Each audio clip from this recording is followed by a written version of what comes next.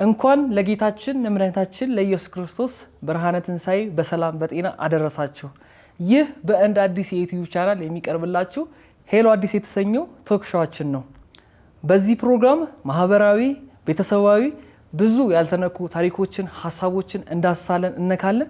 ዛሬ ግን በዓል ስለሆነ የመጀመሪያም ፕሮግራም ስለሆነ ቤተሰቦቼን፣ እናት አባቴን የህይወት ታሪካቸውን፣ የህይወት ገጠመኛቸውን፣ የህይወት ወጣረዳቸውን፣ የፍቅር ህይወታቸውን ለእናንተ ማስተላለፍ ይሆናል። በስተመጨረሻም ደግሞ በዓሉን አስመልክተን የዝማሬም ሰዓት ይኖረናል። ይህንን አዲስ የዩቲዩብ ቻናል ሰብስክራይብ እያደረጋችሁ ቤተሰብ እንድትሆኑ በዚህ አጋጣሚ ጋብዛለሁ። አብራችሁን ቆዩ።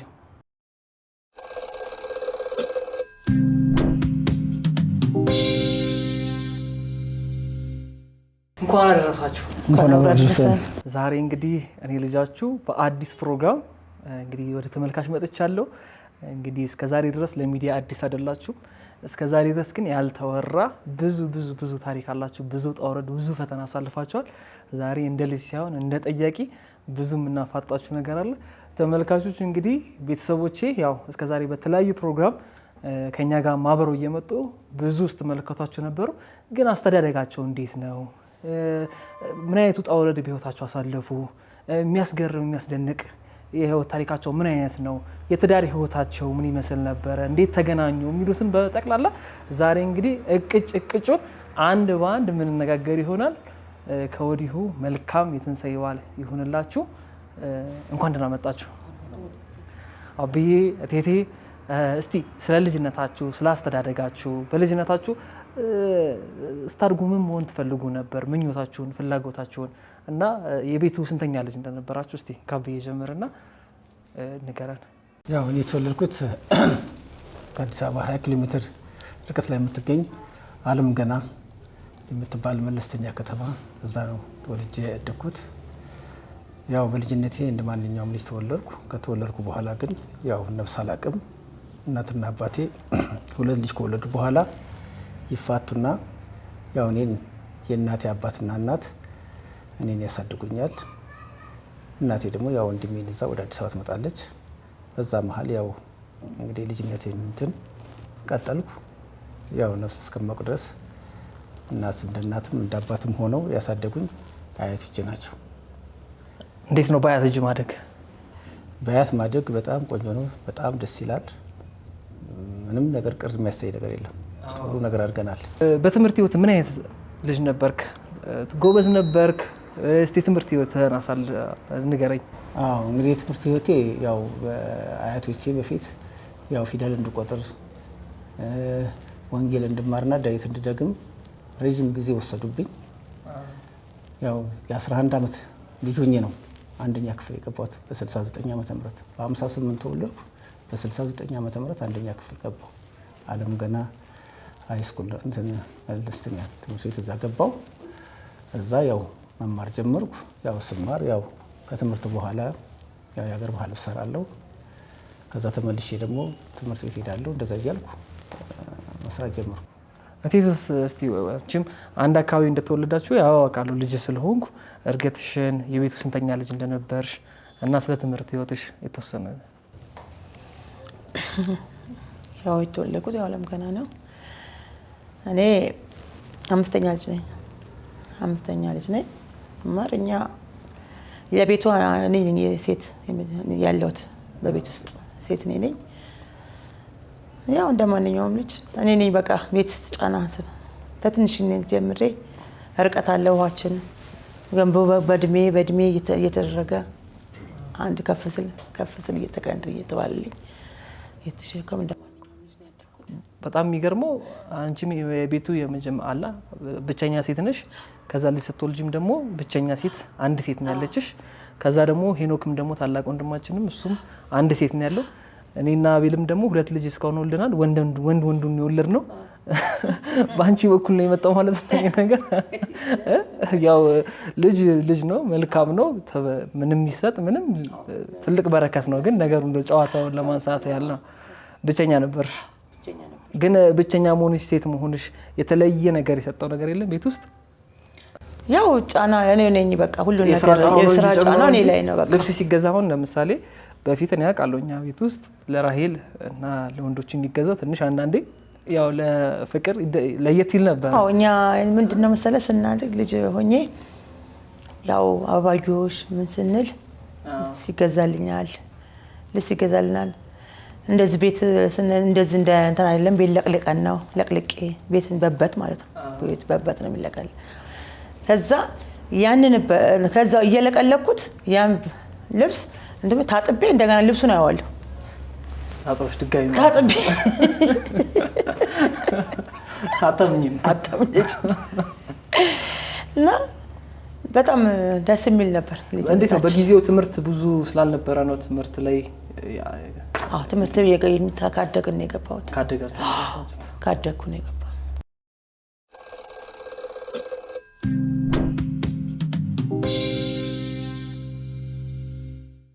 በጣም ደስ ይላል። እስቲ አብዬ ከዛ በኋላ 8 ተፈጠረ። ያው ትምህርት ቤት እስከ 8 ነው ሰኘ ተማርከው? እስከ 7 ነው የተማርከው። በደንብ መግፋት አልነበረም ወይስ ወደ ስራው አይደለክ?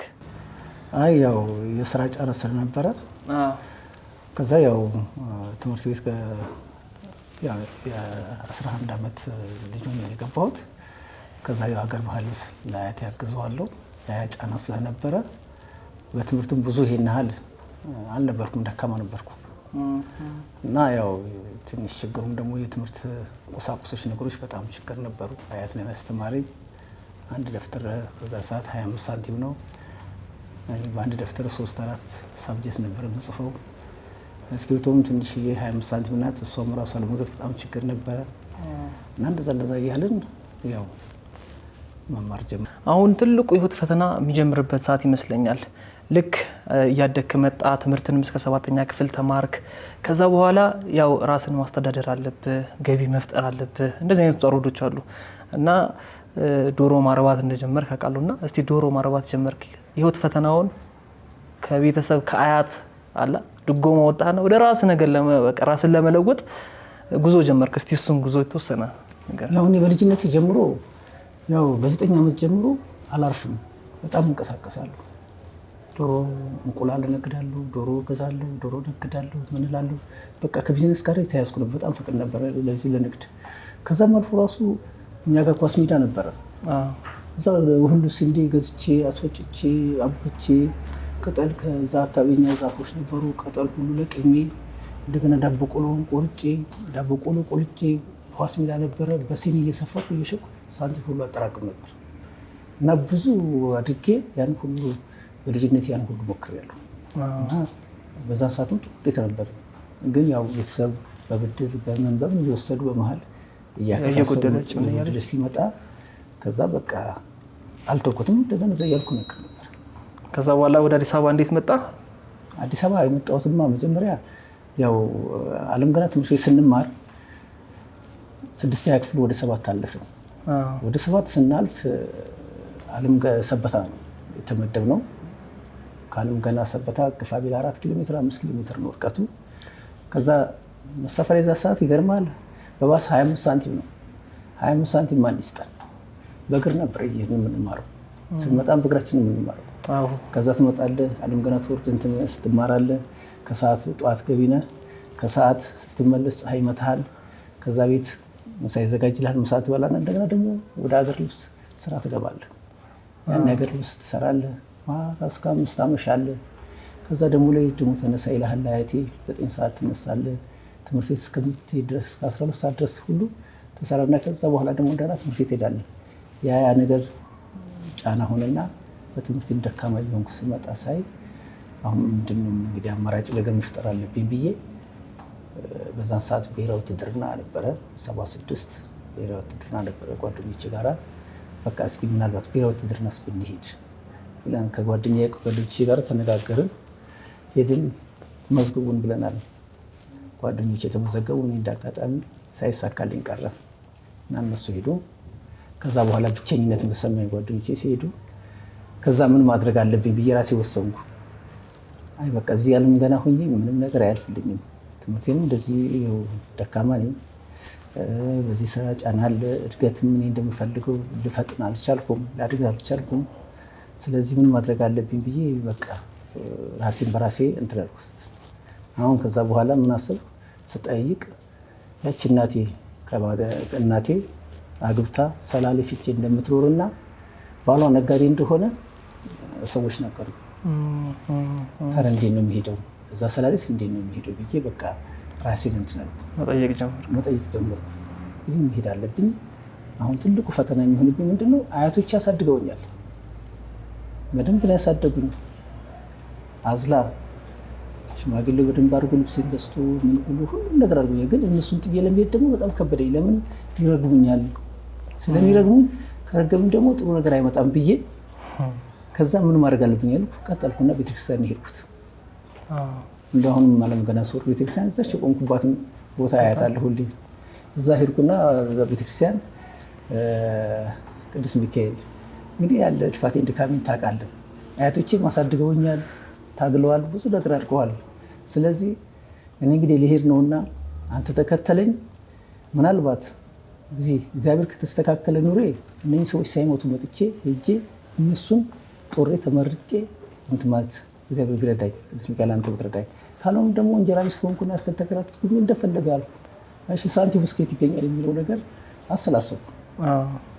አይ እንግዲህ ሳንቲሙን ሳሰላስል አንድ ዶሮ ቀርታኝ ነበር። አንድ ዶሮ ቀረችኝና ያቺ ዶሮ 5 ብር ጠዋት ተነሳውና አጎቴ ቤታቸው ይባላል ነው ሲመርና ቤታቸው አልኩ ትምህርት ቤት እኮ አምጣ ተብያለሁ ዶሮ አንግዛኝ አልኩት። አሁን ስለው እሺ አለኝ። በ5 ብር ተስማማው። ያቺን 5 ብር ለሱ ሸኩና ከዛ ደፍተሬን ደበቅኩና እዛው ተነስቼ ወደ ባስ ስቴሽን ሄድኩ። እዛ 26 ቁጥር ስጠብቅ አንድ የሆነ ሰው አገኘው። ይህን የምትሄደው ስለው አዲስ አበባ ነው። እንግዲህ አዲስ አበባን አላውቅም፣ አብረን እንሂድ መናኸሪያን ታሳየኛለህ አልኩት። እሺ በ25 ሳንቲም በ26 ቁጥር አዲስ አበባ በ25 ሳንቲም በ26 በ76 ዓመት ነው። እዛ ከሆነ እኮ 5 ብር ትልቅ ብር ነው ማለት ነው። አዎ ትልቅ ነው። በ25 ሳንቲም እዛ ከፈልኩ። አዲስ አበባ ደረስኩ። እሱ መናኸሪያ ወሰደና መናኸሪያ አደረሰኝ። ከዛ ፊቼ የሚል እንትን አገኘሁ። ተነሳሁና ፊቼ ገባሁ። እንትን ፊት ሎንቻና አስገባሁ። ትራንስፖርት ጠይቅ 4 ከ15 አሉ። 4 ብር ከ15 ሰላሌ ፊቼ ተሳፍሬ ወደ ፊቼ ወጣሁ። እንግዲህ አሁን ፍቼ ከተማ ውስጥ እንዳለች ነው እንጂ የቱ ጋር ትኑር ስልክ የለህም ምን የለህም? የለኝም። ዝም ብለህ ነው በቃ በግምት ሄድኩ። ይሄ ማለት እኮ 4 ከ25 ከፍለህ እዛ ደርሰህ ቦታው ላይ 4 ከ15 ከፍለህ ከሌለች እኮ በቃ ጎዳና ልትወርቅ ነው። አዎ እንግዲህ ያው መጠየቅ ነው። ካልሆነም ካጣሁም ደግሞ የራሴ እጅ ሙያ አለኝ። ለይቱ መስገን ነው በቃ ምንም አይሆንም ብቻ ሰርቼ እንትን እላለሁ። እዛው ተሳፍሬ ሰላሌ ልክ እዛ ሰላሌ ሲደርስልህ በቃ ሰማዩ ምድሩ ያው ሰፋ አገሩን አላውቀውም አይደል? አዲስ ሆነልኝ በቃ። ከዛ ዞር ስል ይሄ የአገር ባህል ልብስ ጋቢ ምናምኑ ታስሮ ወደዚህ ወደ አዲስ አበባ ማክሰኞ ወደዚህ ይመጣልና ሮብ ሸጦ ነው የሚሄዱት። ስለዚህ እዛ ወዛደሮቹ ከየቤቱ አመጣው መኪና ላይ ለመጫን ወዛደሮቹ እዛ ላይ ተቀምጠውልሃል። ሲቀመጡ አልኩና አንድ የሆነ ወዛደር ነው ያቱ ደረሰን ቤት ታውቃለህ እንዴ አልኩት። አውቃለሁ ና ልጅ አለኝ። ድል ነው አጋጣሚ ይገርማል። ደስ አለኝ። ልጅ አለ ይዞኝ ያው በግልጽ ትንሽ ነው የሚያስኬደው። እዛ ስደርስ እናቴን አገኘኋት። ምን ታርግ መጣለች? አይ ብሔራዊ ውትድርና አባረሩኝ ነው አልኳት። እንዴ ከባት ከአያትህ ታልተ አያትህን እንትን ብለህ አለች። አይ በቃ ብሔራዊ ውትድርና አባረሩኝ ነው ከዛ ለዛ ነው የመጣሁት አልኳት። ያርጎጫ ባላለችኝ። ከዛ የእንጀራ አባቴ ደረሰውልህ ይባላል። ያው ሸማ ነጋዴ የአገር ጉርስ ነጋዴ ነው። ያው ማክሰኞ እሱ ወደዚህ ወደ አዲስ አበባ ስለመጣ አላገኘሁትም። እናቴን ያገኘኋት። ከዛ ያው ከእናቴ ጋር ተዋወቅኩ። የእሱ ልጆች ነበሩ። ከልጆቹ ጋር ከወንድሞቼ ጋር ማለት ነው ከእህቶቼ ጋር ተዋወቅኩ። ያው እዛው አደርኩ። አሁን ጠዋት ስነሳ የእሱ አያት እና አንድ ልጁ የሀገር ባህል ልብስ ይሰራሉ። ስለዚህ ባዶ ነገር ስላገኙ መስሪያ ቦታ ስላገኙ እኔ ስራዬን ቀጠልኩ። ወደው እንደገባሁ በማግስቱ ያን የሀገር ባህል ልብስ ስሰራ አንድ ጋቢ ሙሉ ሰራሁልህ ጋቢ እና ማታ ሲመጣ ደረሰ ልጄ እኮ መጥቶ እንዳጋጣሚ ሲል አስተዋውቅ ብላ ትለዋለች። ታስተዋውቀችኝ። ይሄው እኮ አንድ ጋቢ እኮ አላርፍ ቁጭ በል ብለው እኮ ይሄ አንድ ጋቢ እኮ ሰርቶ ነው እንዴት እንግዳ መጥቶ እንዴት አንድ ጋቢ እንዴት ትሰራለህ ብሎ አለኝ። ከዛ ከሱ ጋር ተዋወቅ በል እንግዲህ ከመጣ እኔም አባት ነኝ እሷም እናት ናት። ቤት ውስጥ ያፈራውን ነገር ምግብን ቢሆን እየበላ ተቀመጥ፣ ስራህን ስራ፣ ወደፊት ትልቅ ደረጃ ትደርሳለህ ብሎ መከረኝ። ይሻል ያው መስራት ጀመርኩ። ይሄን የአገር ባህል ልብስ በመሀልም ደግሞ እሱ ልብስ ይገዛ ነበረ። ከሱ ጋር የሚሄድኩ ልብስ ምንም እየተሸከሙት ምን እያልኩ እንትን እያልኩ አብሬ እንትን ስል ልክ የካቲት እንደሄድኩልን ነሐሴ ላይ ሁለተኛ ብሔራዊ ውትድርና እዛ ተጀመረ። ሲጀመር እዛ ቀበሌው እዛው አጣ አካባቢ ነው እና እዛ ያለው አካባቢ እንዴት ደረሰ ቤት ያለው ልጅ እንዴት ውትድርና አይሄድም ብለው ይላሉ። ይሄ ሰውዬ ሲሉ ይሄ ሰውዬ ይሄን ነገር ይደብቃልን ለምን እንዴት እንደዚህ ሂድ ብሎ እንዳይለኝ ለእንጀራው ነፈገኝ ምናምን የሚባል ነገር አለ በእኛ ይደብቃል። ነው ሲማርና አሁን በህይወት የለም አርፏል። በጣም ጥሩ ሰው ጥሩ አባት ነው ያጣሁት። ከዛ እንደገና ያንን ዝም ብሎ ሲደብቅ እኔ ሰማሁ እንዳጋጣሚ ከጓደኞቼ። ከዛ ማታ ገባሁና አብዬ አልኩት። አብዬን የምንለው አብዬ እናቴንም እሱንም በሉ እንግዲህ እኔ የብሔራዊ ውትድርና ምናምን የሚባል ነገር እዚህ አለ፣ እናንተን እዚህ አላሰቃይም አላስጨንቅም። ስለዚህ እኔ ደህና የእጅ ሙያ አለኝ፣ አዲስ አበባ ገብቼ የአገር ባህል ልብስ እየሰራሁ መኖር እችላለሁ ብዬ አሰናብቱኝ ብዬ ከነሱ ጋር ግን በመሀል ግን እዛ ቀን ያን ነገር ግን እየሰራሁ ግን አሁንም አላርፍም ነበረ። ትንሽ ነገር ነበር፣ ሳንቲም አጠራቅም ነበር፣ እንቁላልም ዶሮ ምንም እያልኩ አጠራቅም ነበረ እና 120 ብር አጠራቅም ያለው ይገርምሃል። ያኔ ይገርም 120 ብር አጠራቅም ያለው ከሱም ከሄድክ የሆነ ነገር ደስታ አለኝ። የሆነ ነገር ሰጠኝ። ያችን ይዤ አዲስ አበባ መጣሁልና ቀጨኔ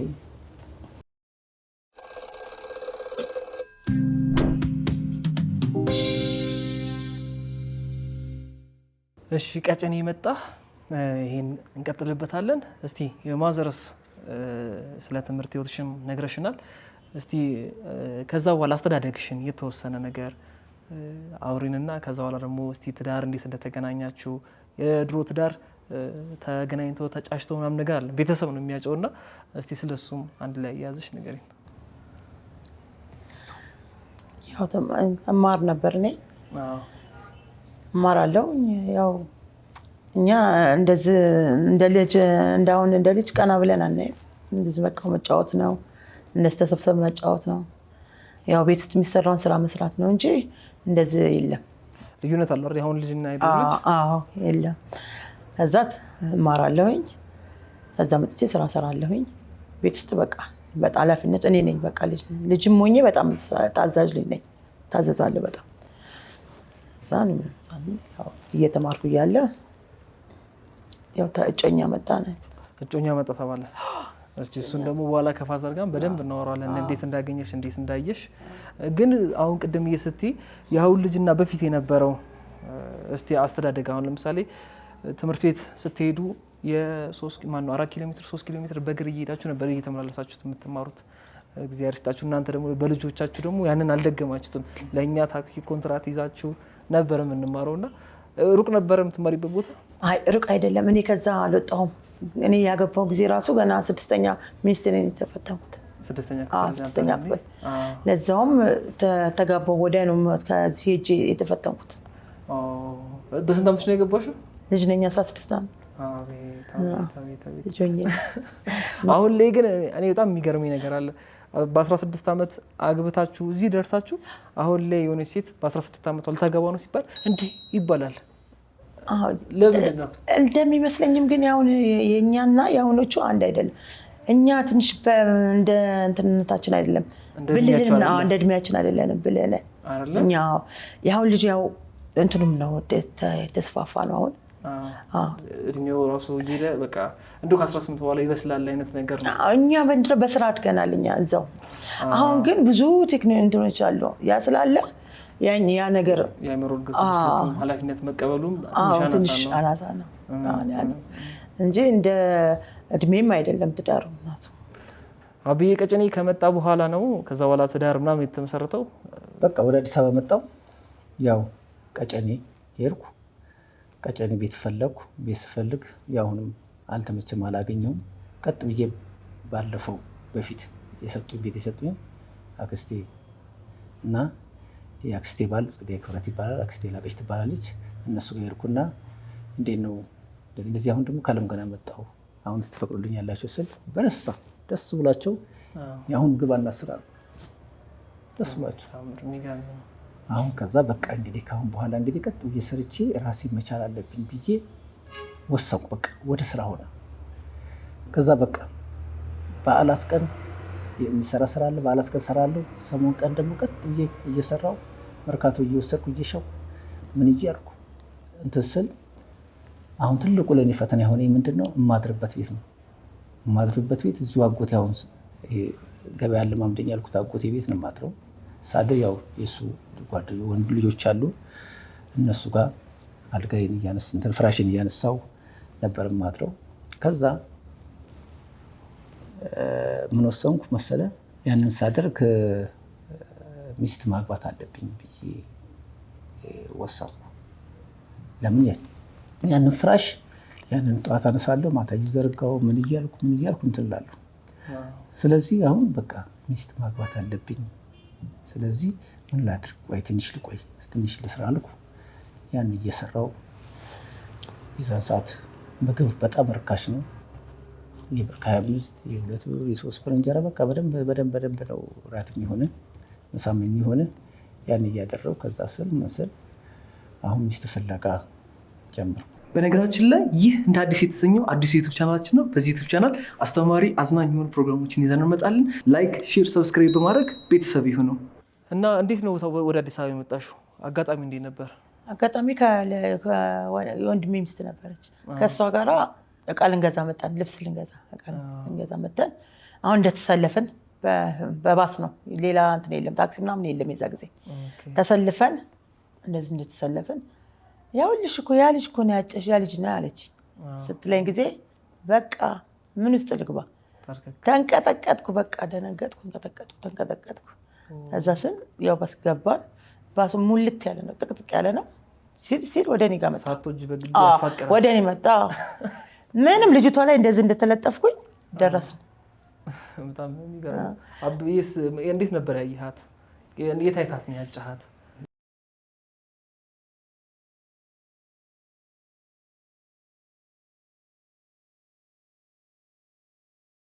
ያለብኝ ብዬ ፍቺን ፈልጋል። በየትምህርት ቤቱ ዞር ጀመር። በቃ ሲለቀቁ በየትምህርት ቤቱ የሚገርም። ያው እንግዲህ ተመልካቾች ትዳር የምትፈልጉ አንድ ቦታ ብቻ ነው፣ እዛው ተዳከር ያለ ነው። በየትምህርት ቤቱ በቃ እቺ ጥቁር ናት ሲጸይም ናት እያልኩ ምን ስል ያው እንደዛ ሲባል ያው ሳይሆን ቀረ። ተነስቼ እዚህ አዲስ አበባ መጣሁ። አዲስ አበባ ስፈልግ ያው አንድ ጊዜም ተናግሬያለሁ። እኔ የምፈልጋቸው ልጆች ስጠይቃቸው እምቢ ይሉኛል። እነሱ ደግሞ ሲፈልጉኝ ደግሞ እኔ ደግሞ እቺ አይደለም እያልኩ ምክንያት እየፈጠርኩ ተውኳቸው እና ከዛ በኋላ አለም ገና መሄድ አለብኝ ብዬ ወሰንኩና ጓደኛዬ ጋር አለም ገና ሄድኩ። ወርቀን አሁን ከዛ ጓደኛዬን ወንዱ አልኩት። ወይ ቆይ ግን አብዬ እሱ ጋር ከመረሳችን በፊት መስፈርት ምን ነበረ? ቀይ፣ ጸይም፣ አፍንጫዋ ምኗ? እስቲ መስፈርት እንስማው በጊዜው። መስፈርቴ በይበልጥ እኔ ከሀብታም ልጅ የድሃ ልጅ ነበረ እያልኩ ያለሁት። ለምን? ያው እኔም በድህነት ስላደግኩ የሀብታም ልጅ ካመጣሁ አትቀመጥልኝም የሚል ነገር ነበር። የሚገርም ነው። ስለዚህ ድሃ ከሆነች አብረን ሰርተን ድህነቴን ተቀብላ እንጂ ይህን ያህል የመልኩ ጉዳይ ምን ጉዳይ አይደለም። እሺ ከዛ በኋላ ያው ጓደኛዬ ጋር መጣሁ። ወንዱ አልኩት ያው ሙዚየም ነው፣ እኔም ለሱ ሙዚየም ነኝ። ዛሬ በህይወት የለም ነፍሱን ይማር። መጣሁ። ወንዱ አልኩት ወይ አለ ሚስት እፈልጋለሁ እና እስኪ ሚስት ምናልባት አልኩት። ከዛ ና አለች፣ ወንድም ኩል ልጅ አለች። እዛ እናትየዋ ጠላ ይሸጣሉ፣ እሷ ደግሞ ጠላ ትቀዳለች እና ላሳይ ይለኛል። ግን በመሀል ግን በልጅነቴ ልጅ ሆኜ እሷም ልጅ ሆና በዛ በእነሱ ጋር አንድ ሀገር ነው ያደግነው። በእነሱ ጋር ሳልፍ ግን እደነግጥባት ነበረ። እሷም አታውቅም፣ እኔም ልጅ ነኝ። ግን በዛ በእነሱ በር ላይ ሳልፍ እደነግጥባት ነበረ በልጅነቴ። ና ብሎ ይዞኝ ይሄዳል። እዛ ሲሄድ እሷ እኛ ቁጭ አልን። አመጣች ጠላ ቀዳችልን። ከዛ ጨዋታን እናሱ ጀመርን። ያት ተባለን። በቃ ከዛ ያንን ጠላ ጠጣሁና እሷ አጣቀም እንደ እንግዳ ነው የቀየዳችሁት? አዎ እንደ እንግዳ ነው። ከዛ ተነሳልና ወጣን። በቃ ማማ ጋርና አባባ ጋር መሄድ አለብኝ፣ ለማማና ለአባባ መንገር አለብኝ አልኩት። ስበር አያቶቼ ጋር አባባ ማማ አልኩ። አቤት ወንድምኩን ልጄን አይቻታለሁና ሂዱና አይጩልኝ አልኩ። ታዲያ ብሎ እኮ አይታጭም፣ ዝምድና ምን መጠየቅ አለበት። ስለዚህ ዝምድና መጀመሪያ ይጠየቅ ተባለ። የእናቴ ዘመዶች አሉ፣ እነሱም ሂዱና ጠይቁ ተባለና ተጠየቀ። ከዛ የወንድምኩን ልጅ ግን እዚህ ጋር የወንድምኩን ልጅ አልኩት ስለው አስካል አለም አያቴ እሷ ልጅ እኮ ለአባቷ ምግብ ስታመጣ አባቷና የኔ አያቴ ጎን ለጎን ነው የሚሰሩት። ስለዚህ ድቡር ስታመጣ አይቻታለሁ፣ ተረከዟ ለትዳር የሚሆን ነውና አስካል ሂጂና ይጭለት ይላል። ከዛ ተመካከረች፣ እሷም እሱም ተመካከረ። በቃ ዘመን መጣራት አለበት ተባለ። ሄዶች አያቴ እንደው ግን አቋረጥኩ በዚህ አጋጣሚ። ይሄ ተረከዝ ነገር አይገባኝም እኔ። እንደው ተረከዟ ጥሩ ነው ሲባል እንደው እንዳባባል ነው የደስደስ አላት ታዛዥ ናት ለማለት ነው ወይስ እንደው ከእግሩ ከራሱ ከእግሩ ቅርጽ የሆነ ነገር ይናገራል? እንግዲህ እኔ እንጃ እሱ እንደምን እንደተረጎመ አላውቅም። ብቻ እኔ እንደሚመስለኝ በቃ ትዳር የተባረከ ትዳር ተረከዟ ለትዳር የምትሆን ናት፣ አብራ ተስማምታ የምትቆይ ናት። ልጅም ትወልዳለች፣ አብራችሁ ትኖራላችሁ፣ ፍሬም አላት፣ ሀብት ንብረት የምታገኛችሁ እንደማለት መሰለኝ። እንደሱ በቃ በዛ በተረከዝ ስልክ ይምጣልኝ፣ ተረከዟን አንስታ ትላክልኝ ባለቤቴ። ይቻላል። እሺ ከዛ አለ ሂጂና ጫለት። ያው አያቴም ሄደች፣ ዘመድ አለመሆኗን ጠየቀች። ከዛ በኋላ እቺ ሰው ታጨች። እነሱም ቤተሰብ ውስጥ ተቀበሉ። ከዛ በኋላ ቤተሰብ ተቀበለ። እሺ አለ። ሽማግሌ ላኩ ተባለ። ይሄ እንግዲህ በ1979 ግንቦት ውስጥ እናቴትዬ ጥሎሽ ተሰጥቶሽ ነበረ። እስቲ ስለ ጥሎሹ ምን እንደነበረ ትነግሪኛለሽ? አያይዘሽም ደግሞ ያው ቤተሰብ አጭቷል፣ አንቺ ደስተኛ ነበርሽ? ያው ፍርሃት ነበረ ውስጥሽ? እስቲ እሱንም አያይዘሽ ትነግሪኛለሽ? ያው በእኛ ያው እጮኝነት መጣ። ያው ከቤተሰብ ሀሳብ አትወጣ፣ ከቤተሰብ ሀሳብ ስለማትወጣ ያው ፈቃደኛ መሆን አማራጭ የለውም። ስለዛ ያው ታጭተው ይመጣል። ቤት መጣ። ቤት መጥቶ አንድ ቀን ልብስ ቁጥር ጫማ ቁጥርሽን አለኝ። ሳሌ ልብስ ጫማ ሁሉ ነገር ገዝቶ ሊመጣ አለ ጥሎሽ ማለት ነው። እንዲሁ እንደገና ደግሞ ትምህርት ቤት ይመጣል። በሰሞን ቀን እንዲሁ ዝም ብሎ ይመጣል። እኔ በቃ ፈርቼ አስተማሪ ሁሉ ተናግሮኛል። አሁን አንቺ ገና ጠግበይ ሳበይ አንቺ አሁን ፈቶ ይመጣል። እንትኑ ከአንኳኩቶ ይገባል። አስተማሪ እንደገባ መጣ። በጣም ይሄ ነገር እንደዚህ ከሆነማ እኛ ላይም ተጽዕኖ አሳድሯል። እኛም አንፈራም በጣም ሴት ስናወራ ስንጫወት። እኔ በቃ ደንግጬ በቃ እዛ ጭብጥ ብዬ እንትን ውስጥ ነው ቁጭ የምለው። ለምን ሲያንኳኳና ሲከፈትለት እሱ ነው። እኛ ከትምህርት ቤት ወጥተን አሁን ጊዜ ዲሞ እና መጫወት ነው እንጂ ስለትዳር ምንም አውቀው ነገር የለኝም። ሰርጉ እየተደገሰ እኔ ጫወታዬን ነው እንጂ ምንም እንትን አላስበውም። እስቲ እንደውም በዚህ አጋጣሚ ትምህርት ቤት ግን ትምህርት ቤት ስትሄጂ ቦርሳ ለየት ያለ ቦርሳ ሰርቶ ልኮልሻል አይደል? ሰጥቶሻል? እስቲ ስለሰው ቦርሳ ጥልፍ ነው ዘርፍ ያለው ለለ ባለማንገጫ ይዞ ሊመጣ ቦርሳ። እንዴት ነው የሰራው? ጥበብ ምናምን አድርገህ ያው እሸጥ ነበረ። ከምሸጠው ላይ ነው መርጠህ ቆንጆ መርጬ ወስጄ ትምህርት ቤት ያቀብኩሽ። ትምህርት ቤት የሰጠኝ ሰጠኋት። ይሄ ከታጭሽ በኋላ ነው ይሁላ? ከታጭሽ በኋላ ነው። የትናቃል። እንዴት ነበረ ትምህርት ቤት ተማሪዎች አቀባበላቸው? ቦርሳውን ሲያዩት ቆንጆ ነበረ አይደል? በጣም ምን በደንብ አሁን ጓደኛ አብራ የተማረች ጓደኛ ሩብሩብ አገኛታለሁ። ታነሳለኛለች፣ እዚህ መርካቶ ትመጣለች። እንደዚህ እኮ በስተህ እኮ እንደዚህ ከኛ እኮ ከሁላችን የተለየ እኮ እሷ ነች ቦርሳ ያዘችው ያለች። በጣም ደስ ይላል። እኔም እንደዚህ አይነት ባህሪ አለ። ባለቤቴ ለየት ያለ ነገር ግቢ ዩኒቨርሲቲ ነበር መሰጣት ነበረ እስቲ ከጥሎሽ ከተሰጠሽ እቃ ውስጥ እንደውም እስከ ቅርብ ጊዜ ነበሩ ለታሪክ ይቀመጡ ብለሽ አስቀምጠሻቸው ነበር በክብር ማለት ነው። እስቲ ከዛ ውስጥ በጣም የምትወጂውና በጣም ደጋግመሽ የምትወጂው ልብስ ይኖራል፣ ከስጦታዎች ደግሞ ግርም ያለሽ ይኖራል። እስቲ ስለሱ አውሪ። የአገር ባህል ልብስ ነው። የአገር ባህል ልብስ ነው። በነጭ እንትንና በእንትን የተጠለፈች ነው። በነጭ በፈርጥ በፈርጥ የተጠለፈች ነች አለች አሁን ድረስ አልተስቀምጠች። አሁን ቁጭ አድርጌያታለሁ። በነገራችን ላይ ተመልካቾች እንግዲህ እናቴ እቃ በማስቀመጥ አትታማም፣ በጣም ጎበዝ ናት። አደራ ካላችሁ ምናልባት የሚቀመጥ እናቴ ታስቀምጥ፣ አደራዋን ጠብቃ ነው ታስቀምጥና በደንብ ለታሪክ አድርጋ አስቀምጣ። እኛም የልጅነት ፎቶ ፋዘር ዶክመንት በመያዝ ፋይል በመያዝ በጣም ጎበዝ ነው። እንደውም ንግዱን እስኪጨርስ ንግዱን ከጀመረበት ጊዜ ጀምሮ የነበረውን ደረሰኝ በአመት ከፋፍሎ አስቀምጦ ሁሉንም ነገር ምንም መንግስት ይመጣ እኔ አልፈራም ሁሉን ማስረጃ አለኝ ይላል።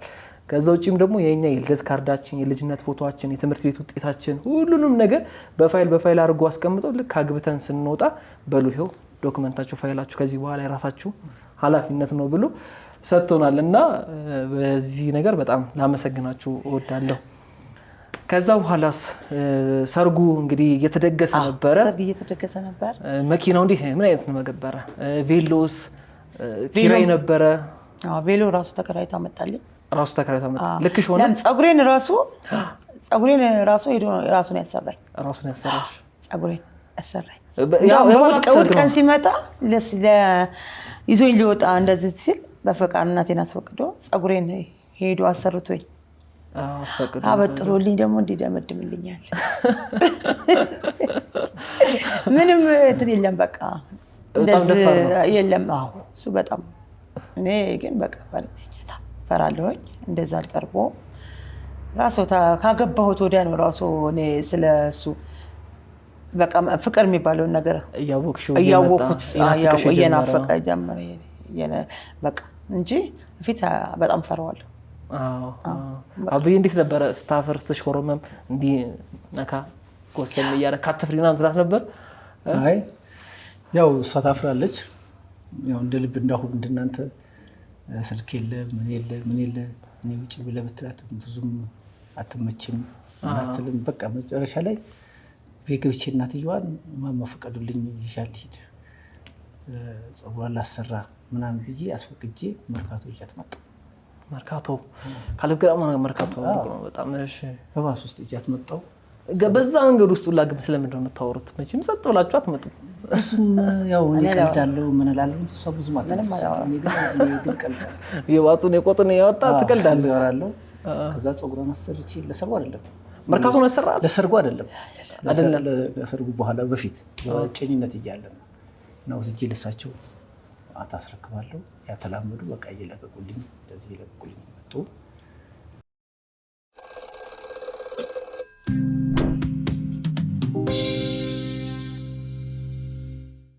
እሺ አብዬ ቅድምዬም እያወራህን ነበር። እስቲ ያለውን እስቲ ከዛ በኋላም ያለውን ነገር አንድ ላይ አድርገን ሽማግሌዎች ያው በ79 ዓመተ ምህረት ግንቦት 7 ግንቦት 12 እንደዚህ ነበረ የተፈራረም ነው።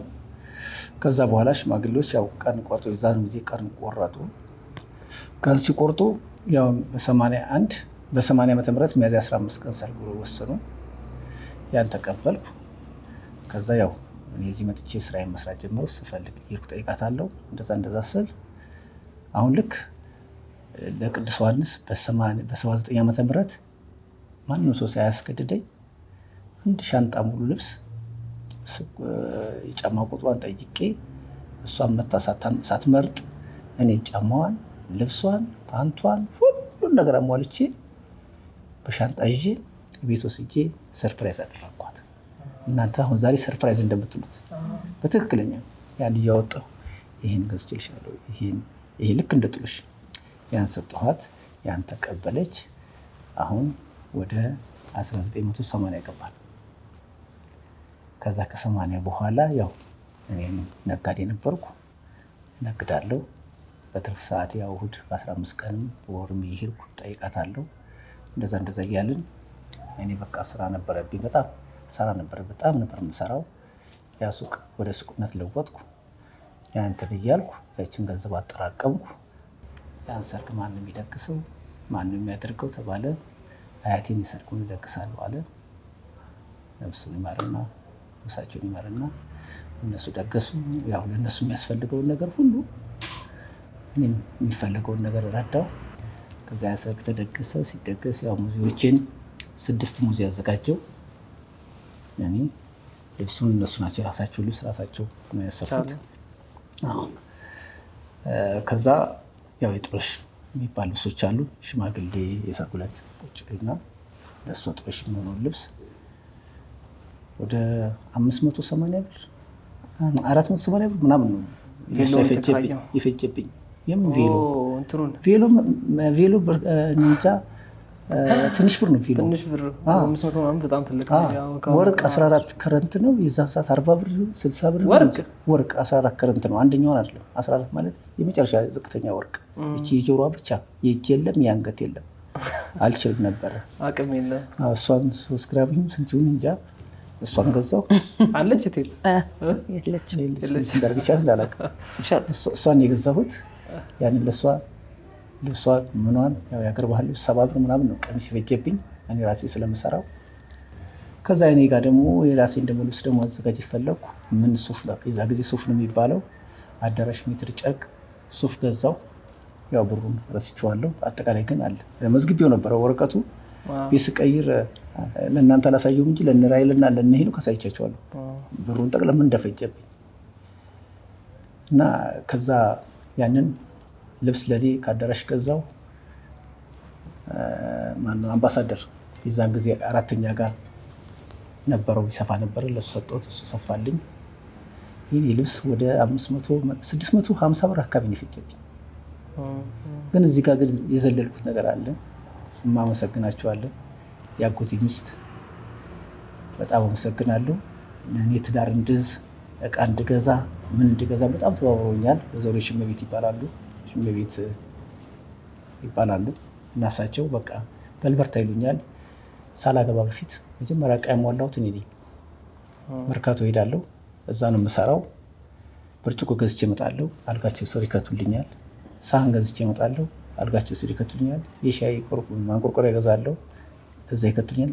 በጣም ተባብሮኝ እቃዬን ጠቅላላ እሳቸው አልጋቸው ስር እያደረጉ ያን ነገር በርታ እያሉኝ ያን አበረታተውኛል። ማንሳት ስለምፈልግ በህይወትም አሉ። አሁን እድሜና ጤና ይስጣቸው። መኪና እንግዲህ ከአዲስ አበባ ነው ከዚህ ከቀጨኔ ነው አለም ገና የወረድነው እሷን ልናመጣ እዛው ነው እንግዲህ ፕሮግራሙ የሚያልቀው። ግን እኔ ከዚህ ነው የሄድኩት። የዛን ሰዓት ስቱዲዮም ኢኒቶ ይባላል አንድ ዘመዴ እዛ ትሰራ ነበረ። 270 ብር መሰለኝ ማርቼዲስ መኪና የሙሽራ መኪና ከዚህ ይዞኝ አለም ገና ገብቶ ከአለም ገና መናፈሻው አለም ገና ሜታቦ ነበር እዛዙኝ ይርማል። ያንን እሱም አደረኩ። እንደገና የሙዚዎች ደግሞ እዛ ጊዜ ችግር ነበረ። መኪና አንድ ቼንቶ መኪና ተከራየን። እንደገና አጎቴን የእናቴን አጎት አንድ ዘመድ በእቁብ እሱ ጋር ተጣ ነበር። በእቁብ እሱ ጋር ጠራሁት ለሽምግልና። ሁለቱን አድርጌ ሽምግልና ሙዚዎችን ዘመድን ተሰባስበን ልንሄድ ስል መኪና ጠፋ። ከዛ አሁን ቅድም ያልኩ ለንቺና ቼንቶ ትልቅ መኪና ነው። እሱን ተከራይተን አንደኛው ዘመድ ግን የእናቴ አጎት ግን በጣም አክራሪ ነው። ስለ ዘመድ በጣም ዘመድ ለዘመድ መጋባት የለበትም ነው የሚለው።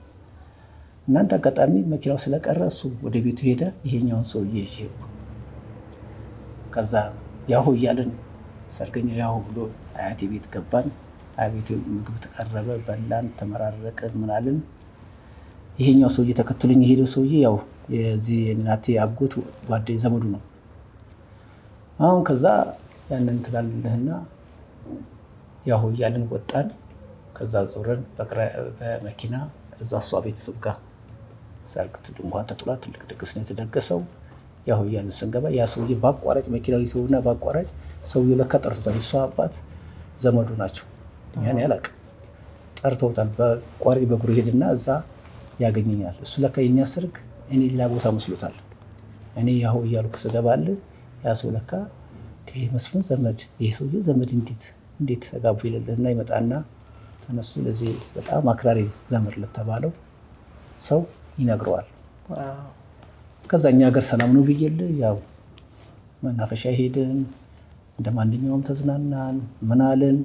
ያውም በእውነት እልሃለሁ አሁን ዝናብ ሲዘንብ ሰውም ሲሞት ሰርግም ተደግሶ ዝናብ ሲዘንብ እርጥብ ነው እላለሁ። ለምን የኛ ጊዜ እሷን ላመጣ ሲሄድ ቤት ስገባለህ ኃይለኛ ዝናብ ነበር።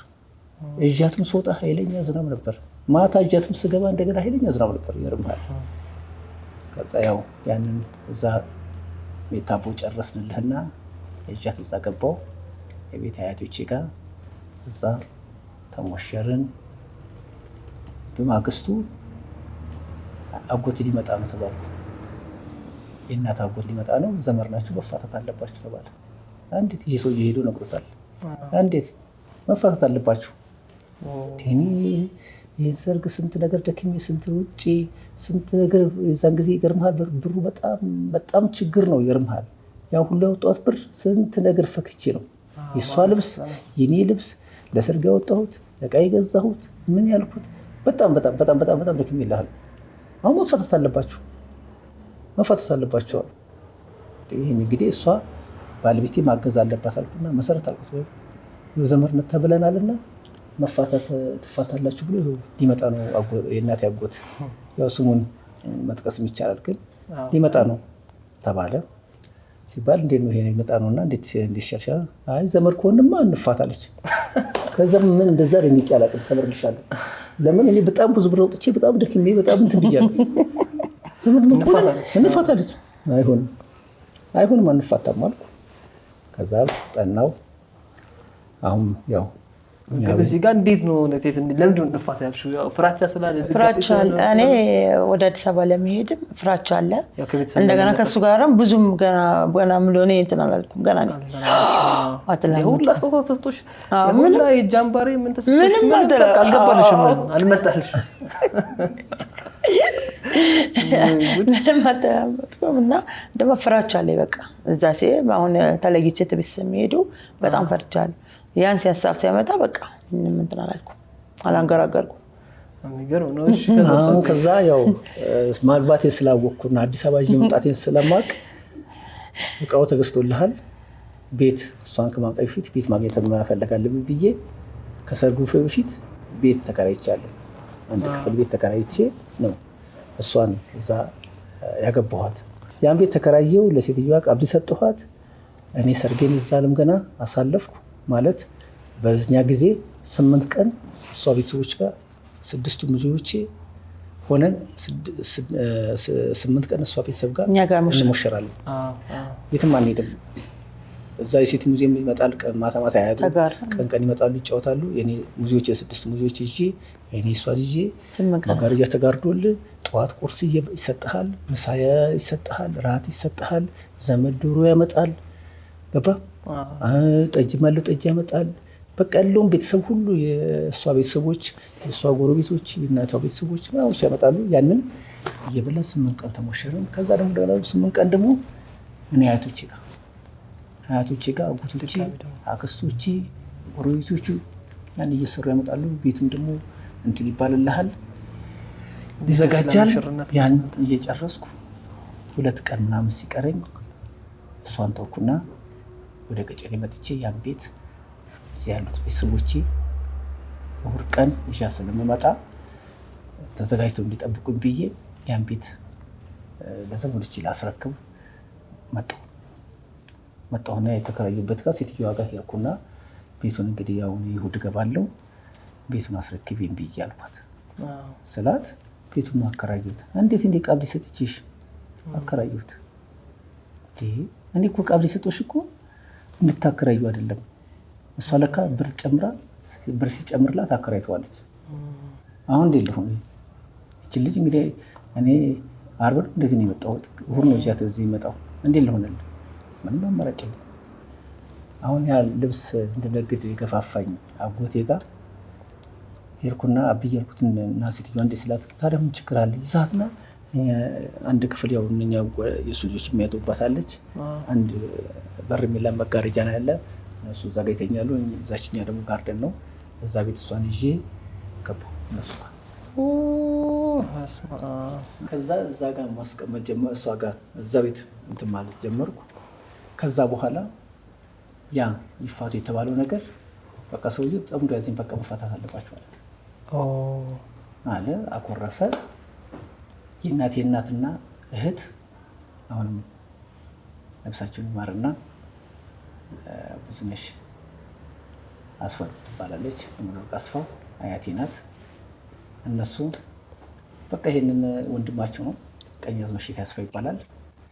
እየሄዱ እባክህ ልጅ እንግዲህ አገባ እንዴት ይሻላል ምናምን እያሉ ቢሉትም እቴናት አለ። እናቴ ተስቲ ፍራቻው ነበረ። ከዛ ደግሞ አጋጣሚ ፍቺ ሊመጣ ሆነና ያው ዝምድና የተወሰነ ሩቅም ቢሆን አለ ተብሎ ደስ ብሎሽ ነበር እንደው ከበቃ ሊቀርልኝ ነው ብለሽ፣ ግን እሱም ደግሞ ድጋሚ ካሰረ ሳይሳካ ቀረ። ከዛ ቤት አብራችሁ መኖር ጀመራችሁ፣ ገባችሁ። እንዴት ነበር ያለው ነገር? ቤት ውስጥ ምን አይነት ነበረ? ያው ከዘመድ ቤት ከገባችሁ በኋላ ድጋሚ የራሳችሁ ተከራይታችሁ እየኖራችሁ ነበር። እናቴ ስለሱም ነገር ዘመድ ቤት መጣን ተዘጋጅተዋል። ቀረብን። ያው ቤት ውስጥ አያቶች ቤት ነበር። እነዚህ ትንሽ የዛው ቤት ውስጥ ሳሎን ውስጥ እንዲጸየስ ያለ አጎቱ ጋር እዛት አልጋ ነበር፣ እዛው ተኛ። ከዛ ከእነሱ ጋር ከልጅ ያው ከሰው ጋር ስለሆነ ደባል ነው የተቀመጥነው። ያ ደግሞ በቃ እሱ ቤት ይፈልጋል፣ ምንም ሊያገኝ አልቻለም። ቤት ይፈልጋል፣ ምንም ሊያገኝ አልቻለም። በቃ እኔ ልሂድና አንተ ስታገኝ ቤት እመጣለሁ አልኩት። ደካመሽ በቃ አለ። እኔ ልሂድና ቤተሰቦቼ ስታገኝ ቤት እመጣለሁ አልኩት። ከዛ ሲል አንድ ቤት አገኘን። ማር ቤት ነው። ግርግጅ የሚባል እንደዚህ የተደረደረ የሚሰራለ። ከላይ ሌላ ነው፣ ከስር ማያቃ ማጠጃ፣ ከስር 3 ነው። 3 ነው ከላይ ሌም። ከዛ ጥቀርሻው ተወኝ። ጥቀርሻ ነው ማር ቤት ነው። ግድግዳውን አጥቁሮታል በጠቅላላ በአመድና በበት።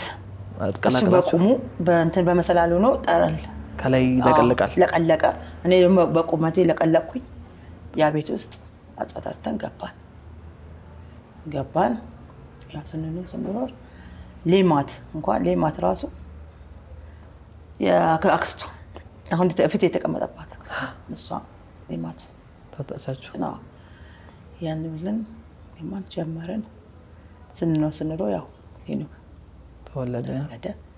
እኔ ግን በዛ ጊዜ በጣም በቃ ከዛ ወዲህ ያጎትየው ሚስት ልብስ ያው ያገር ልብስ ትልለ ቋጫለ ያስለመዱኝ ቁጨት ቋጫለሁ፣ እቃው ገዛለሁኝ እኔ፣ እሱ ይሰራል እኔ እሰራለሁ። ያን ልጅ ተወለደ። ከዛ ደግሞ እንደገና ደግሞ ተቀጠለች፣ ልጅ ተወለደ፣ ሴቷ መጣች። ስንኖር ቤት እንደገና ሌላ ቤት ከፍ ያለ ቤት ተከራየን። ስንኖር ያችን እየቋጨው ቀበሌ ዳቦ 10 ሳንቲም ነበር። ከዛ ዳቦ ገዛና ጉልት አለ። ጉልት ላይ አንዱን ሄኖክ አዝላለሁኝ ራሄልን፣ እሱን ወንድን ደግሞ እንደዛ ቆሜ እኔ ቋጫለሁ፣ እዚህ ጋር ዳቦ እሸጣለሁ። ሸጥ ነበር። የሚገርም ነው። ከዛ ደግሞ እንደገና ደግሞ ያንን እንትን አይደለም። እንደገና ደግሞ ከሰል ገዛና እየቸረቸርኩ እሸጣለሁ። ሽንኩርት በቃ ምንም ስራ እንትን አይልኛ አልመርጥም፣ እሰራለሁ። እኔም አላልኩም፣ እንሰራለን። ከዛ ላይ ደግሞ ሚሪንዳም ያማራችሁንም ለሰብሰብ አይደለም ዳቦ እየበላችሁ ዋጋ እየከፈላችሁ ነው። ትንሿን ትልቅ እያደረኩኝ ነው። ወንድሙ እኛ ጋር ነበረ። ወንድሙን እያስተማረ አብሮን ነው ያለው። እሱ እያስተምረው ነበረ። ከዛ የሆንም ሲያገባ ይዞት መጣ። አብረን ነበር ያንን በቃ ስራ መረጣ የለም። እኔም እሰራለሁ፣ እሱም የለም፣ እንቅልፍ የለም። ሬዲዮን ነበረች። ሬዲዮኗ ሰዓቷ ስታበቃ ሰዓቷን ትላል። ጎረቤት በርቱ ስሩ፣ እንደዚህ ግድግዳችን አንድ እንደዚህ ያንኳኳ እየሰማ በርቱ እንዳተኙ ያልኩኝ ውሃ ነክራለሁ። እንደዚህ እንቅልፌ ሲመጣብኝ ያን ደርድር ያድራለሁ። ቀን ደግሞ ምን አንተ ውሃውን ስቀዳው እንስራውን ይዤ እንደንትን በቃ በሰዓት ነው በቃ መቀሳቀስ የስራ ሞራኔ። እኔ ቤት እቃ ሟላለሁኝ፣ አንተ ደግሞ እንደዛ አድርግ፣ አንተ እንደዚህ ያልን። ከዛ ቦታ ድሮ በምሪት ነበር። ምሪት ቦታ አገኘን። ሌት አለ መስራት የለም። ከየት አመጣሃት እስከምባል ጭቃ አብኩቼ ጭቃ መርጋለሁ ቤት። ቦታው ደግሞ አመች አልነበረም። አዲሱ አሁን በምሬት ያገኛችሁ ድንጋይ የድሮ ቤት አለ በካብ በእንትን በባሬላ መሰረት የምንሞላው እኛ ነበር። ከዛ እየቆፈርን እያመጣን ያን እያደረግን አጥር ሁሉ አጥራለሁ። የማልሰራው የለም። በቃ እግዚአብሔር ይመስገን እዚህ ደረሰ።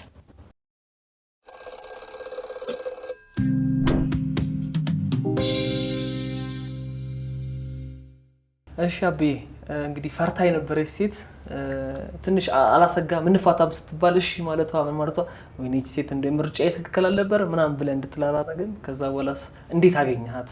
ጥንካሬዋን ብርታቷን ያለውን ነገር እስቲ። ያው ክራይ ቤት ገብተን ያው ልጅነት ምንም ስላላት እኔም በበርቺ እያልኩ ምን እያልኩ እያጽናናሁ ምን እያልኳት ያው እሷ ደግሞ በጣም ጎበዝ ነበረች። ራሷን ማሰራው ስራ የለም። ቤት ውስጥም የሚያስፈልገውን ነገር የሚሆነውን ነገር ሁሉ እኔ ገንዘብ በሰጣትም እሷ ያችን ገንዘብ እንደምን ብላቻ ችላ ስራ ላይ በስራ በገንዘብም እሷ ራሷ የምትሰራውን ስራ እኔ የሀገር ባህል ስለምንሰራ ነጠላ ቁጭት አመጣላታለሁ፣ ትቋጫለች፣ ሌላ ነገርም ትሰራለች። ያን እያደረገች አብረን እየተጋገዝ በጣም ጎበዝ ናት። ጎበዝ ስላለው እኔ ተኝቼ ራሱ ሌሊት እሷ ቁጭ ብላ ታድር ነበር። ያንን እንትን ለማለት ያን እያተደረግን እየተሳሰብን ምን እያልን ከዛ በኋላ ያው ልጆች መጡ። ሄኖክ ተረገዘ። ያው ልጅኛም ነበረ እሱንም በበርቺ እያልኩ እርግዝና ወቅት ከጎና ሆኜ ሄኖክ ተወለደ። እንደገና ራይልም ደግሞ እንደገና መጣች። እሷም ደግሞ እንደዚሁ በበርቺ እያልኩ ምን እያልን እየተሳሰብን ምን እያልን ያንን ነገር አብረን መቀጠል ጀመርን። እንደው ወደኋላ ትንሽ መለስ ስላርግህና ሱቅ የምትሰራበት መደብ ሰጥተው ነበረ። እንዴት የሱቅ ባለቤት ሆንክ? ሱቅ ሰጠኝ፣ አጎቴ ሰጠኝ። እዛ መስራት ጀመርኩ። ምን ማለት ጀመርኩ። በመሀል ላይ ያው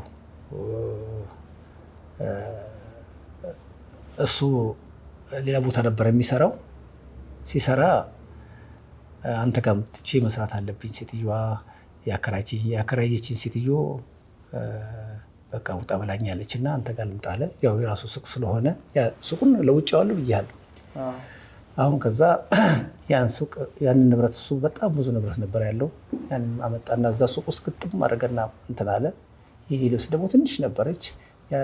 የእሱ እቃዎች ያ ሱቅ ያንን እቃ ሸፈኑት በቃ።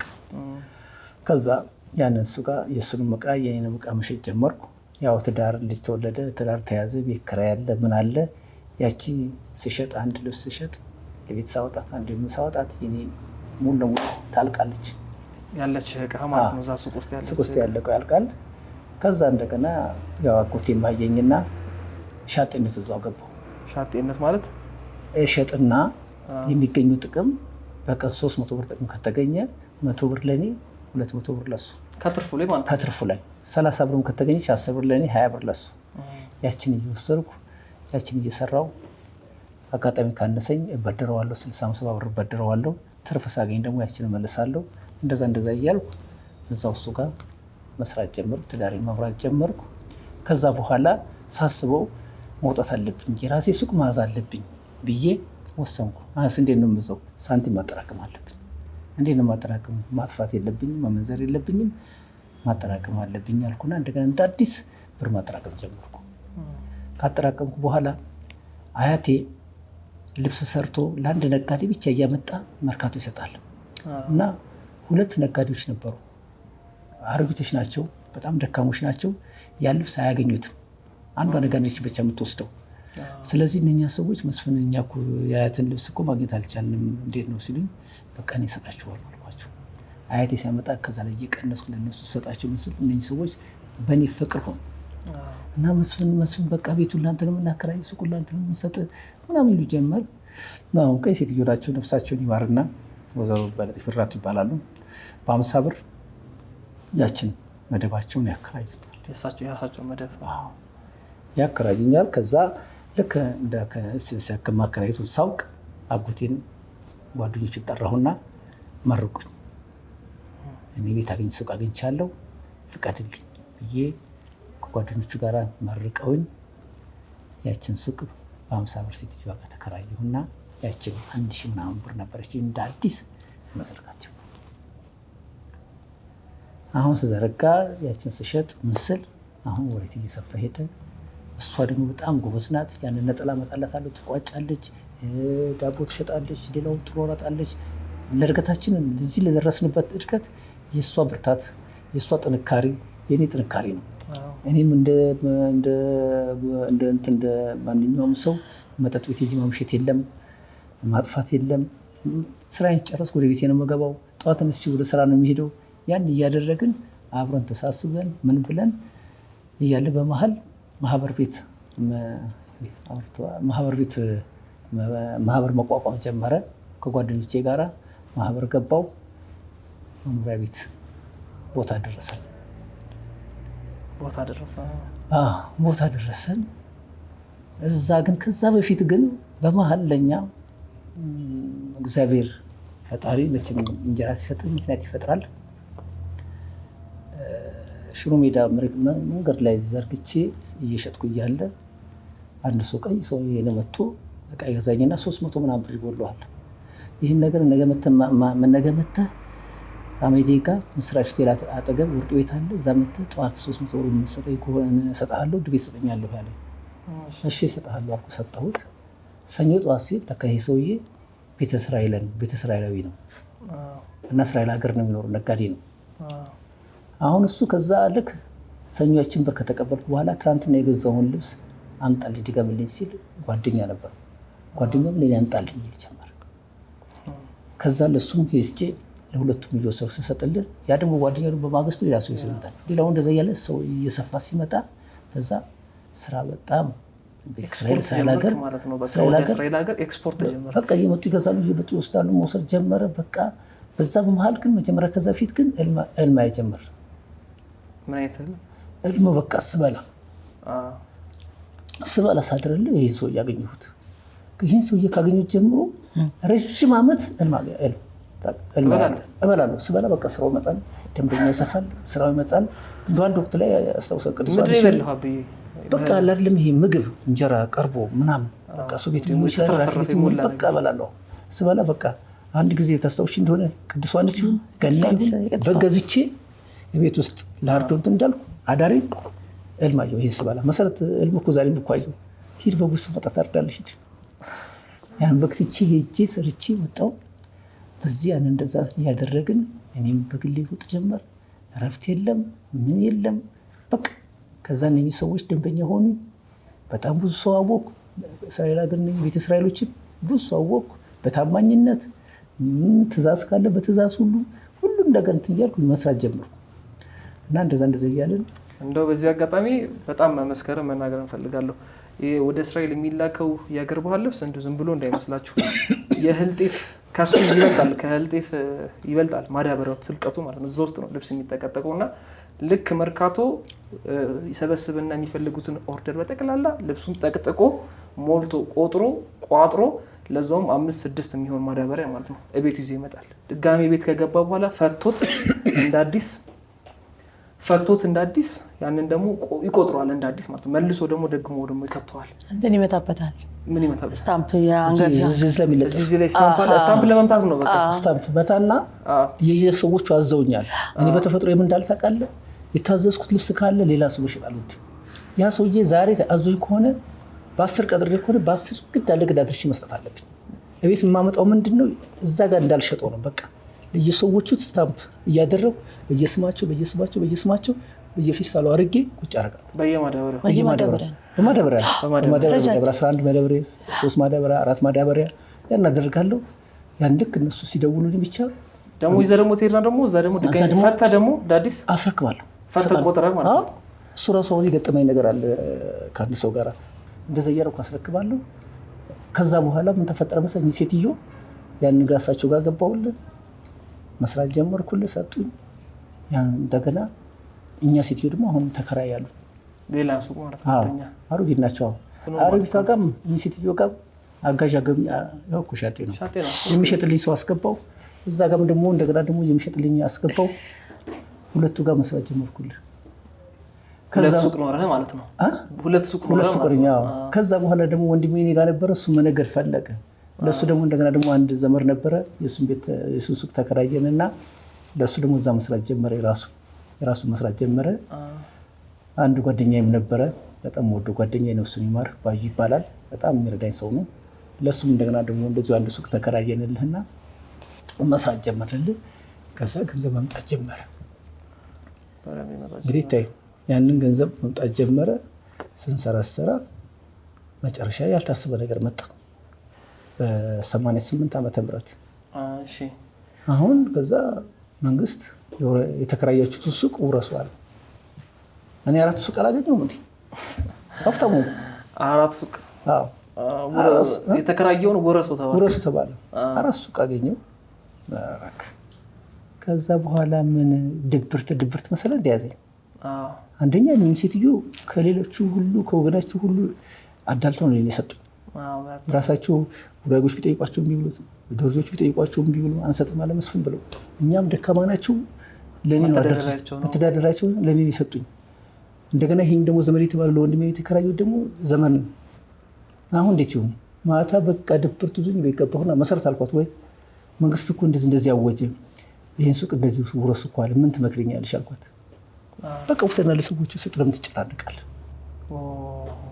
በዚህ ልክ ምን ይሰራል? የሰው ሀቅ ነው።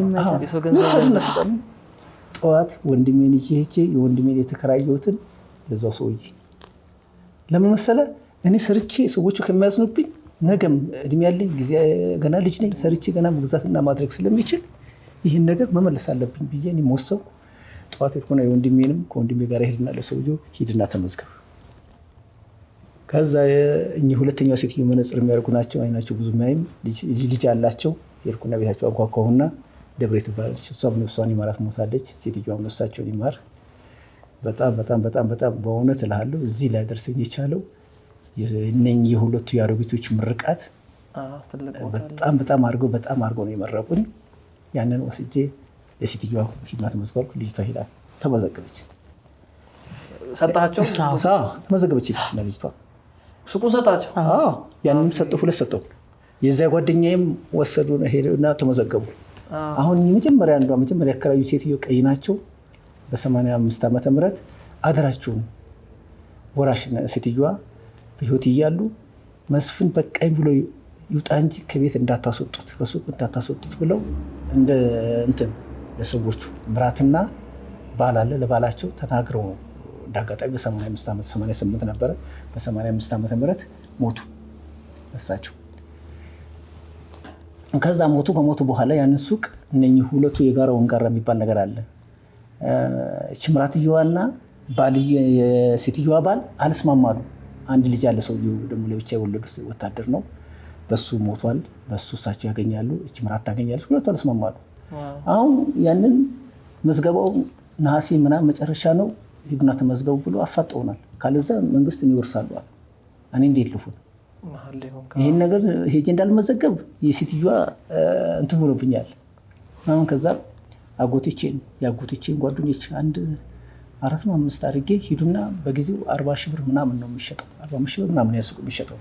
ሂዱና ለእኚህ ሰዎች ሊያመልጥ ነው። ሂዱና እስኪ ባለው በገበያው ልግዛችሁ ነገሯቸው ብዬ ሄድኩ። ከዛ ቢሏቸው ሊሰሩ ሁለቱ ሲጣሉ ምን ሲሉ እነ ሽምግል ነው የሄዱ ሸማግሌዎች ምን መፍትሄ ሳያገኙ መጡና መስፍን እኛ ሄደን ጠየቅናቸው። እነሱ ሁለቱ አልተስማሙም። ስለዚህ ሂድና ተመዝገብበት ብለው ይሉኛል። ሄጄ ተመዘገብኩ።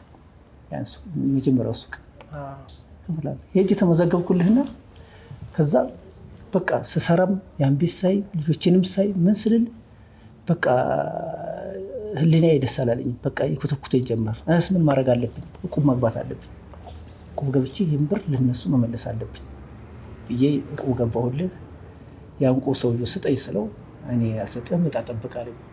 እኔ እባክህ ለነሱ እኮ እንደዚህ ልከፍል ነው ልሰጥ ነው ብለው አይሆንም አለኝ።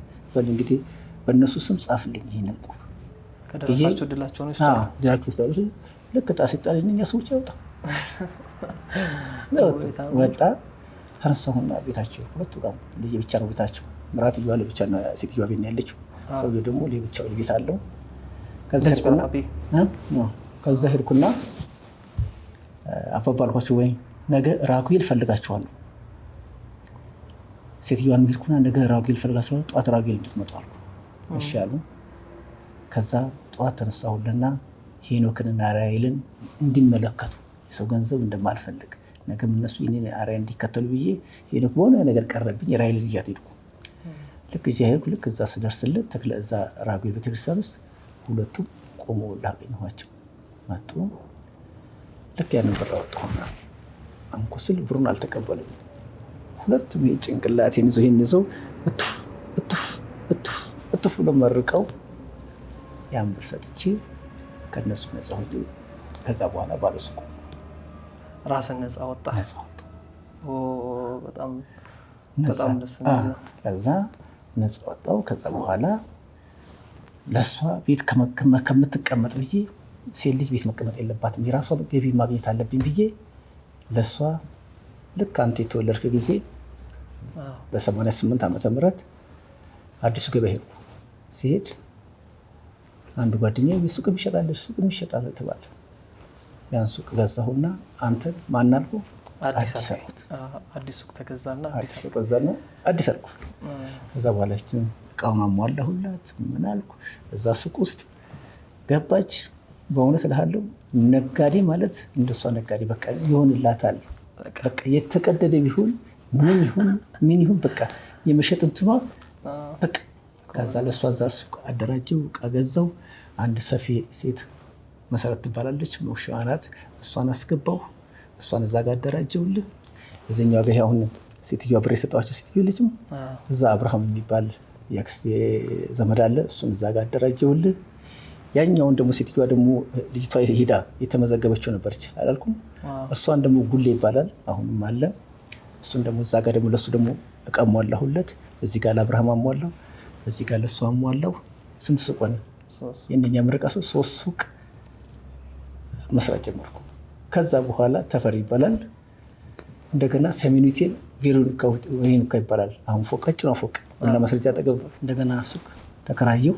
ያን ሱቅ አደራጀው። 2 ጓደኞችን እዛ ጋር አንዱን በሻጥነት አንዱን በሂሳብ ያዥነት እዛ አስገባው። እዛ ደግሞ መሸጥ ጀመርኩ። እንግዲህ ታይ አንድ ነኝ ብቻዬን ነኝ። ሄኖክ አልደረሰ፣ ራሔል አልደረሰች። መርካቶ 2 ሱቅ፣ አዲስ ገበያ 1 ሱቅ፣ እንደገና ሰሜን ሆቴል 1 ሱቅ፣ እንደገና ሾላ መገናኛ ደግሞ ሄድኩል። ማዛ ደግሞ ተዋል ተባለ። ይሄኛው እንዳጋጣሚ የሰሜን ሆቴሉን እንዳጋጣሚ ተዘጋና እዛ ሰሜን ሆቴል ያንን ቀይ ሄጄ እዛ አደረኩ።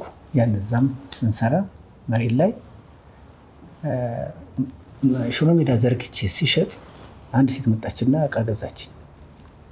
ከዛ እንዴት እዚህ መሬት ላይ ትሸጣለህ? እንደዚህ አይነት እቃ እንዴት እዚህ ትሸጣለህ ብላኝ፣ ያቺ ሴትዮ ለካ የኤግዚቢሽን ማዕከል ዋና ስራ አስኪያጅ ወይዘሮ ግዴ ትባላለች። ሞታለች፣ ነፍሷን ይማር። ትልቅ ውለታ ትልቅ ነገር ሰርታልኛለች። እሷ እዛ ኤግዚቢሽን ባዛር እንድሳተፍ ታደርገኛለች። እሷ ደግሞ ትልቅ ደረጃ እንድደርስ ወደ ትልቅ ቦታ ሱቆችን ተከፍቶ ነበር የምታበረታታኝ። አንድ ብቻዬን ነው። ከዛ ያነሳ አድርግ ይሄንን እንግዲህ መርካቶ ሱቅ 2 ሱቅ፣ አዲሱ ገበያ ለሷ፣ እንደገና ሰሜን ሆቴል፣ ሾላ፣ እንደገና ደግሞ እነዚህ ቤተ እስራኤሎች ደግሞ ቢያንስ እንደው ከ20 ከ30 በላይ ደንበኞች ለነሱ ልብስ ማዘጋጀት አለ። ያን አዘጋጅልሃለሁ፣ ሸማኔ ጋር ሄድልሃለሁ፣ ጠላፊ ጋር ሄድልሃለሁ፣ ሰፊ ጋር ሄድልሃለሁ፣ እቃ ልገዛ ሄድልሃለሁ፣ ለነሱ ልብስ አሟላለሁ። ምን በቃ እኔ አካሄደን የዛን ሰዓት አልጠበቅኩም። በቃ ሩጫ ነው፣ ወጣት ነኝ ብቻ ምሮጥ እና እዛ ላይ ፌስታል ይዞ ነበር። እንደው ማዘር በዚህ ታወራለች። እንዴት ነበር የሚሄደው? እንዲህ ጁላ እስከዘነብ ድረስ በቃ እንደዚህ ነው የሚሄደው። ጃኬቱ እንደዚህ ወደዚህ ነው የሚሄደው። እንደዛ አባስቷን ፌስታል ይዞ ነው የሚዞረው። እየዞረ ሾላ ሲል በጣም በዚህ ነገር ላይ ማደንቀው ብዬ ለነገ የሚባል ስራ አያውቅም። ዛሬ መሰራት ያለባት ነገር ለምን አታድርም? ሳይሰራት አያድር። አሁን በነገራችን ላይ ይህ እንደ አዲስ የተሰኘው አዲሱ ዩቲዩብ ቻናላችን ነው። በዚህ ዩቲዩብ ቻናል አስተማሪ፣ አዝናኝ የሆኑ ፕሮግራሞችን ይዘን እንመጣለን። ላይክ፣ ሼር፣ ሰብስክራይብ በማድረግ ቤተሰብ ይሁኑ። እንደው ደግሞ አያይዙ ደግሞ ማዘርም ሱቅ ተከራየልሽ።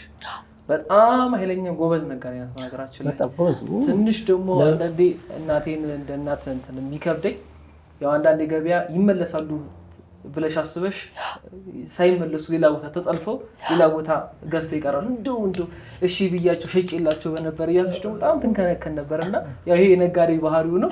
እስቲ እንዴት ነበር የንግድ ህይወትሽ? በጣም እንሰራ ነበር። ጥሩ ስራ ሰራለን። ልጅ ያው ሰፊያ ነበረች። አብረን እሷም ስስል እኔም እሞክራለሁ፣ ሰፋለሁኝ፣ ቋጫለሁ። እየቋጫው እያልኩ ነው የምሰራው። ያንን ከልጅ ጋራ ልጆች አሉ ቀን ለሌሊቱን በቅላሊት ተነስቼ የቤት ሰራተኛ ከሌለኝ ሰርቼ ምን ብዬ ልጆች ተሻግዬ ምን ብዬ እንደገና እየሮጥኩኝ ደግሞ ወደ ስራ እመጣለሁ ደግሞ ገባለሁ እዛ ደግሞ ስራ አመሻለሁ ከዛ ደግሞ እንደዚህ ያለን ያው በዓል ሲመጣ አብሶ ያው የሀገር ባህል ልብስ ባህሪው ንግዱ በዓል ሲመጣ በጣም ነው በቃ በዓል ሲመጣ ትምስምስ ነው የሚለው በዓል ሲመጣም እሱ አይወራም ሰው ተሰልፎ በቃ እኔ ምን ውስጥ ለስንቱ ላስተናገድ በቃ እንደሆነ በጣም እኮ ነው የሚገባው በጣም በፊት እኮ በዓል መጣ ማለት ንግዱ በጣም ይሰራል በጣም ነበር የሚሰራው በጣም ይሰራል በጣም ደግሞ የሚገርመኝ አሁን ሲገርመኝ ምንድነው በዓል ነው አይደል እንደ በበዓል ቀን ሴቶች ሚስቶች ሲያስቸግሯቸው ወይ ልጆች ሲያስቸግሯቸው ይገዙኛልና መጥቼ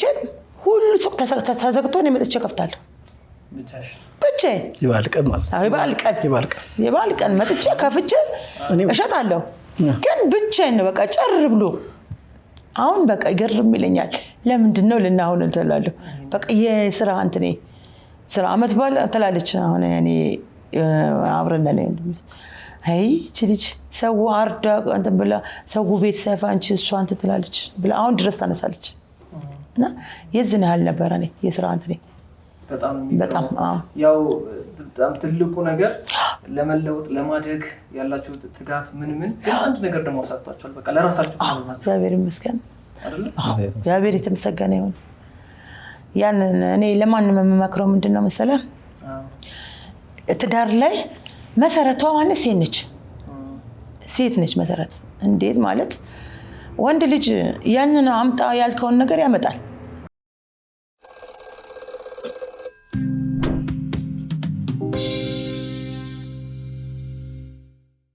በጣም ደስ የሚል ልዩ ቆይታ ነው ከእናንተ ጋር ያሳለፍኩት በነገራችን ላይ ተመልካቾች ምንም ገና ታሪኩ አልተነካም ከዚህ በላይ በጣም ብዙ ነገር አለ ግን ያው ሰዓት ስለሚገድበን ስላስተዳደጋቸው ስላሳለፉት ጣውረት በትንሹ እንግዲህ ከክምር ጤፍ ውስጥ አንድ እንደማውጣት ማለት ነው በሌላ ጊዜ በሌላ ፕሮግራም ወደፊት የምንገናኝ ይሆናል እንግዲህ ዳቦ ከመቁረሳችን በፊት አንድ ያነሰለ ስጦታ አዘጋጅቼላችኋለሁ እስቲ እንግዲህ ስጦታውን ደግሞ አይተን እንመለሳለን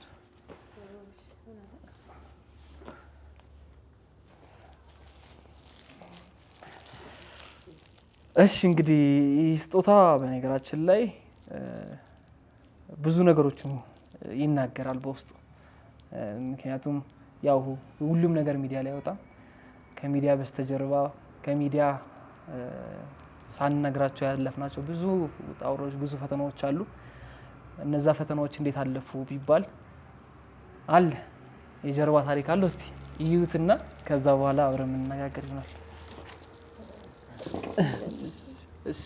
ይከፈታል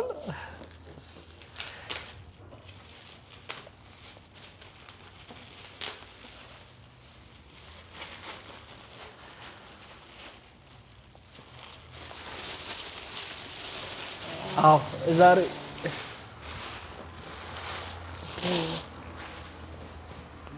በነገራችን ላይ ይህ እንደ አዲስ የተሰኘው አዲሱ ዩቲዩብ ቻናላችን ነው በዚህ ዩቲዩብ ቻናል አስተማሪ አዝናኝ የሆኑ ፕሮግራሞችን ይዘን እንመጣለን ላይክ ሼር ሰብስክራይብ በማድረግ ቤተሰብ ይሁኑ እንግዲህ ተመልካቾች ያው ብዙ ቢባል ብዙ ይባላል እንግዲህ እናቴም ህመም ያማት ነበረ በጸበሏ ከህመሟ ተፈውሳ ቆማ ለመመስከር ደና ሆና ሰው አትሆንም ተብላ የነበረችው እናቴ እንዲህ ሰው ሆና ከሰው ፊት አምሮባት ተውባ መታየቷ መገለጧ እንግዲህ በእናታችን በቅድስት አርሴማ ጸበል ምልጃ ነውና እንዲሁም ደግሞ እሱ ብቻ ሳይሆን ሁላችንም ልጆች ሁላችንንም አንድ ላይ ከቅድስት አርሴማ ጋር ያለንን ግንኙነት በደንብ የጠነከረ እንዲሆን በህይወታችን ፈተናዎች እንዳይመጡ በጸሎት ሁሌ እየሄደች እናቴ ቅድስት አርሴማ አግዣቸው እርጃቸው ጠላትን ያዥላቸው ከክፉ አይን ሰውሪያቸው እያለች እየለመነች እኛም በዚህ ለመድረሳችን የቅድስት አርሴማ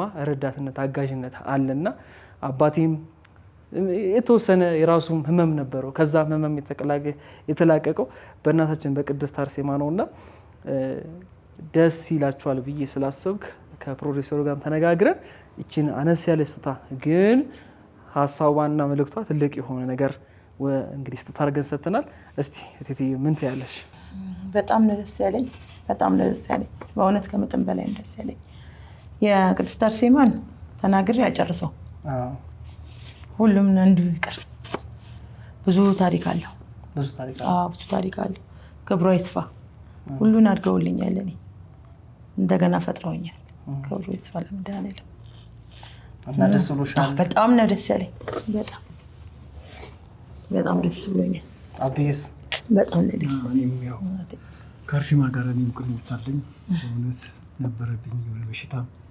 ቅድስት አርሴማ በጸበሏ አድናናለች። ለእሷ ትልቅ ክብር አለን። ባለቤቴንም በእውነት ረዥም ጊዜ በጸበሏ ተመላልሳ ዛሬ እንዲህ ሳያት በእውነት ያገባኋት ጊዜ የተሞሸርኩ ጊዜ እንዳገኘኋት ነው። በእውነት ይሄ አልነበረም። አዲስ ሆና እንዲያምሩባት እመቤቴ ማርያም ሁሉን ነገር በልጅ ባርካኝ፣ በኑሮ ባርካኝ፣ ሁሉን ነገር ጠብቃ እዚህ ያደርሰናለች። እውነት የሰጠህን ስጦታ እውነት የእመቤቴን ስለሰጠኝ ለአንተም እድሜና ጤና ይስጥህ። የወለድካቸው ልጆች በእውነት እንዲህ በሚዲያ ላይ ከልጅነት ጀምሮ አበረታተህ እዚህ ያደርሰናልና ለባለቤትም ለአንተም እድሜና ጤና ይስጣችሁ። የወለዳችሁትም ልጆች እግዚአብሔር ይተባረኩ ይሆኑ። ይቺ ብድር ናት፣ አትቀርም። እኛም ጤና ካለን ካልሞትን እናያለን በልጆቻችሁ። እናንተም ለማየት ያብቃችሁ። እግዚአብሔር ይባርካችሁ። ተባረኩ። አሜን አሜን። በጣም የሚገርማችሁ ተመልካቾች የዘማሪት ሊዲያን ስመጣ ባልጋ ነበር የሚለውን ዝማሬ ያው እኔ ነኝ ያቀናበርኩት በመዝሙር ቅንብሩ እየሰራሁትና መዝሙሩን እየሰራሁት ክራርም ራሴ ነበር የገባሁት። በጣም ወደድኩትና ስመጣ ባልጋ ነበረ ምናምን የሚለው ቃል አላ እናቴን ታሪኳን ህይወቷን ይገልጻልና በጣም ተገረምኩበትና ደስ አለኝና መዝሙሩን በጣም ወድጄው ነበር። ያኔ ገና ሚዲያ ላይ ማልወጣም ነበር። በቴፕ ጂፓስ ትንሽ የባትሪ የምትሰራ ነበረችኝ። እሷን ይዤ መጣውና ቤት እቴቴ ቅድስት አርሴማ ቆንጆ መዝሙር አለ አስደምጥሽ አልኳትና ከፈች አስደምጥኳት። ያኔ በእንባ ነበር የሰማችው። እግዚአብሔርን ፈቀደና መዝሙሩ ሲወጣ በጣም ህዝብ ጋር ተቀባይነት አገኘ። በጣም ተወደደ እና እግዚአብሔር ይመስገን። ቅዱሳን የሰጠን አምላክ ክብር ምስጋና ይግባው። እኛ ሰማዕታትን ስናከብር ሰማዕታትን ከፍ ስናደርግ እግዚአብሔርን ረስተን አይደለም። እነሱንም የሰጠን እግዚአብሔር አምላክ ነው፣ መድኃኔዓለም ነው፣ ኢየሱስ ክርስቶስ ነው። እነሱን የሰጠን አምላክ ክብር ምስጋና ይግባው። በእነሱ ውስጥ ደግሞ እሱን እናያለን፣ የእሱን ገናንነት። እሱ ለነሱ እንደዚህ ሰጥቷቸው እነሱ እኛን እንደዚህ ካገዙ ባለቤቱ ደግሞ ምን ያህል ማድረግ እንደሚችል እናያለን፣ እናምናለን። ዛሬም እንግዲህ አበይት በዓላት ከሚባሉት አንዱ የጌታን ትንሣኤ የምናከብርበት እንግዲህ የፋሲካ በዓል ነው። በዓሉ ለእናንተም ለእኛም ለሁላችንም የሰላም የጤና እንዲሆን እንመኛለን። እንግዲህ ዳቦን የቆረስን ደግሞ በዓሉን እናከብራለን። በመጨረሻም ደግሞ የጌታን ትንሣኤን አስመልክተን ዝማሬ እንዘምራለን። አብራችሁን ቆዩ። እሺ ተመልካቾች እንዲህ እያለን የበዓል ፕሮግራማችንን ወደ ማጠቃለያው ደርሰናል። ለዛሬ የበዓል መዝጊያ ፕሮግራም የጋበዝናት ዘማሪ ሲስተር ሕይወት እንዲሁም ደግሞ በክራር በመሳሪያ የሚያገለግለን ዘማሪ ጸጋ አምላክ ይሆናል። እንግዲህ ዘማሪ ሲስተር ሕይወት ናና አማኑኤል እና የመሳሰሉ ዘማሪዎች ድንቅ ዘማሪዎችን ይዛልን የመጣች ድንቅ ዘማሪት ናት። እንግዲህ ዩቲዩብ ቻናሏንም እየገባችሁ ዘማሪ ሲስተር ሕይወት እያላችሁ ዘማሪዎቿን እያደመጣችሁ መባረክ ትችላላችሁ። በዓሉ የሰላም የጤና እንዲሆንላችሁ እንመኛለን። በቀጣይ ከሌሎች እንግዶች ጋር ከተለያዩ ታሪኮች ጋር የምንገናኝ ይሆናል። ለዛሬ ግን እዚሁ ላይ እናበቃለን። ወደ ዝማሬው እንሄዳለን።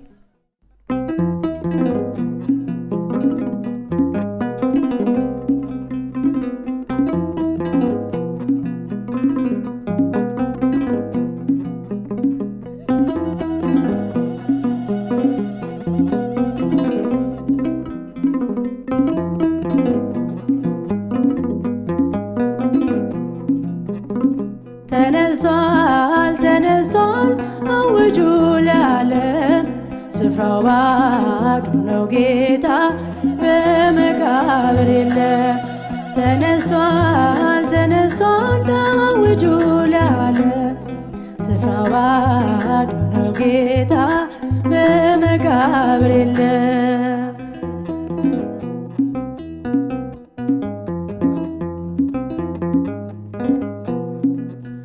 ሞትን አሸንፎ ጌታችን ተነስቷል።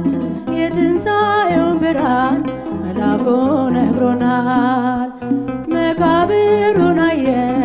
ደርሰን ከቦታው ከሙታን ጋር የለም እሱ ሕያው ነው። ተነስቷል ተነስቷል አውጁ ለዓለም ስፍራው ባዶ ነው ጌታ በመቃብር የለም።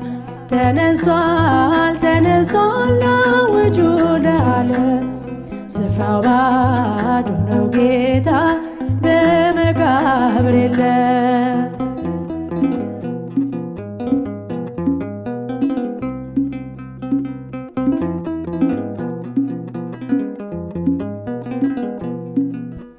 ጥንት በነቢያት የተነገረው ቃል ትንቢት ተፈጽሞ እጅግ ተደንቀናል። ጎልጎታ ነው ድንቅ ምስክር ነው። ጌታችን ተነስቷል እንደተናገረው ተነስቷል ተነስቷል አውጁ ለዓለም ስፍራው ባዶ ነው ጌታ በመቃብር የለም። ተነስቷል ተነስቷል አውጁ ለዓለም ስፍራው ባዶ ነው ጌታ በመቃብር የለም።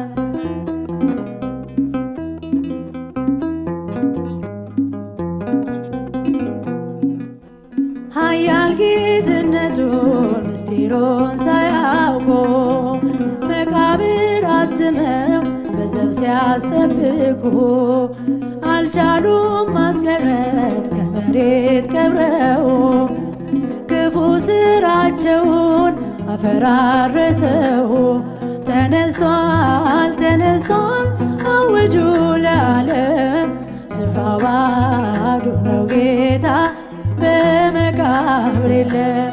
ተነስቷል ተነስቷል አውጁ ለዓለም ስፍራው ባዶ ነው ጌታ በመቃብር የለም።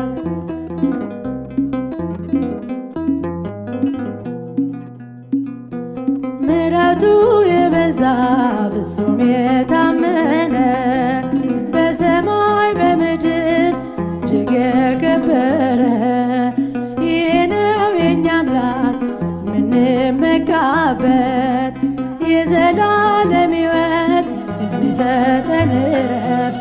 ተነስቷል ተነስቷል አውጁ ለዓለም ስፍራው ባዶ ነው ጌታ በመቃብር የለም። ተነስቷል ተነስቷል አውጁ ለዓለም ስፍራው ባዶ ነው ጌታ በመቃብር የለም።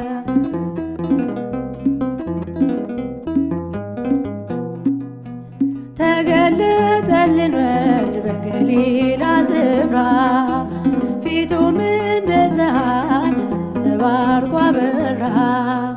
ሰላምን አወጀ ለሰው ልጆች ሁሉ የፍቅር አምላክ ነው አይሻርም ቃሉ። ተነስቷል ተነስቷል አውጁ ለዓለም ስፍራው ባዶ ነው ጌታ በመቃብር የለም። ተነስቷል ተነስቷል አውጁ ለዓለም ስፍራው ባዶ ነው ጌታ በመቃብር የለም።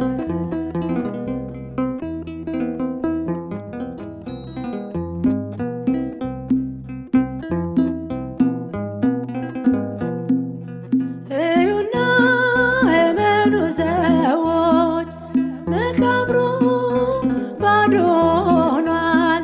ኢየሱስ በኩለ ሌሊት በኃይሉ ሞትን ድል ነስቷል። ኢየሱስ በኩለ ሌሊት በኃይሉ ሞትን ድል ነስቷል። እዩና እመኑ ሰዎች መቃብሩ ባዶ ሆኗል። ኢየሱስ በኩለ ሌሊት በኃይሉ ሞትን ድል ነስቷል። ኢየሱስ በኩለ ሌሊት በኃይሉ ሞትን ድል ነስቷል። መላእክቱ ነጭ ለብሰው ምስራቹን